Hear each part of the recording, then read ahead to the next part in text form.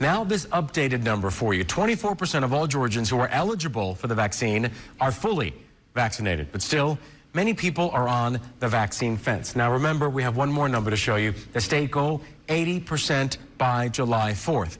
I talked with Dr. Jane Morgan. She's a big deal from Piedmont Healthcare, and she talks about people who are on the vaccine fence.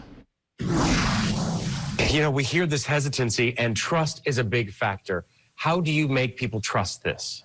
So I think one of the ways that we make people trust is to provide education, understanding, and information. Because without information, our brains are very active. And what happens? Imagination takes over. And down we go, down this rabbit hole where there are a lot of other rabbits and everybody starts to reproduce. And then you're just filled with all these rabbits in the rabbit hole. So that's not what we want. We want to provide real information, but we also want to understand and acknowledge the real fear and the historical context of the atrocities that have been committed in the name of advancing research and science with communities of color, specifically the African American community.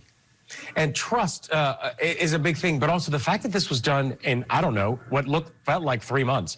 The fastness of it all. What do you say to people there who are like, no, too fast, not going to do it?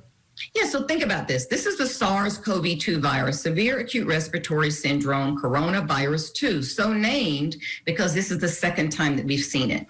We initially saw our initial SARS outbreak in 2003. By and large, it was kept off of our shores. So 17 years transpired between 2003 and our first case here in the United States of 2020.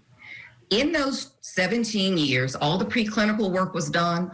All of the bench work research, we identified the spike protein as the key nidus of transmitting the infection, and all of the genomic sequence, the entire 30,000 base pairs had been identified. So that's the background work of science of which people were not aware when we began the development of this vaccine. It was based on 17 years of research and then the development of the vaccine. I was just going to say there was a lot of science terminology in that explanation, but what I got was 17 years of working on this. Dr. Jane Morgan, Executive Director of the COVID Task Force for Piedmont Healthcare. Thank you, and thanks for the tips. Thanks, George.